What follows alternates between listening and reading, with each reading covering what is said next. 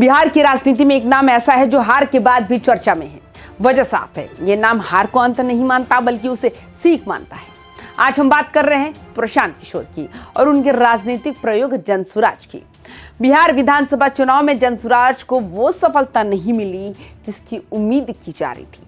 नतीजे आए, आंकड़े सामने आए और एक पल को लगा कि शायद ये प्रयोग यही थम जाएगा। लेकिन राजनीति में कुछ लोग ऐसे होते हैं जो हार के बाद खामोश नहीं होते। प्रशांत किशोर उन्हीं में से एक है। उन्होंने इस हार को स्वीकार तो किया, लेकिन झुक कर नहीं बल्कि सोच समझ कर। उनके लिए ये नतीजे कोई फुल स्टॉप नहीं थे बल्कि एक कॉमा थे, एक ठहराव जहां रुककर पूरे सफर को दोबारा देखा जाए। चुनाव के बाद जो सबसे बड़ा और चौंकाने वाला फैसला सामने आया वो था जनसुराज के पूरे संगठनात्मक ढांचे को भंग करना। पहली नजर में ये कदम किसी राजनीतिक आत्मघाती फैसले जैसा लगा, लेकिन अगर प्रशांत किशोर की राजनीति को समझे तो साफ हो जाता है कि ये जल्दबाजी नहीं बल्कि रणनीतिक धैर्य है।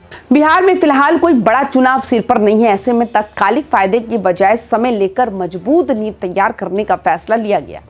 संदेश बिल्कुल साफ है, भीड़ से नहीं कैडर से राजनीति होगी। प्रशांत किशोर चाहते कि ऐसे कार्यकर्ता जो सिर्फ चुनाव के समय पोस्टर उठाने वाले ना हो बल्कि रोजमर्रा की राजनीति में जनता के साथ खड़े दिखें। एनडीए की बम्पर जीत के बाद बिहार की राजनीति में विपक्ष की हालत किसी से छुपी नहीं है। राष्ट्रीय जनता दल सीमित संख्या और नेतृत्व की व्यवस्थाओं में उलझा नजर आता है। कांग्रेस और वाम दल सदन में प्रभावी भूमिका नहीं निभा पा रहे। ऐसे माहौल में सरकार के खिलाफ एक मजबूत, लगातार और सड़क से सदन तक लड़ने वाली आवाज की कमी साफ महसूस होती है।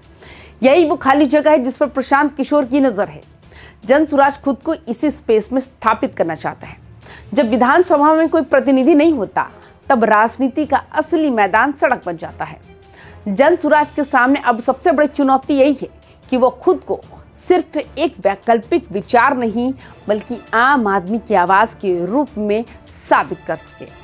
आज भी बिहार का आम नागरिक आय प्रमाण पत्र, आवासीय प्रमाण पत्र, जन्म मृत्यु पंजीकरण, दाखिल खारिज जैसे बुनियादी कामों के लिए दफ्तर दफ्तर भटकता है।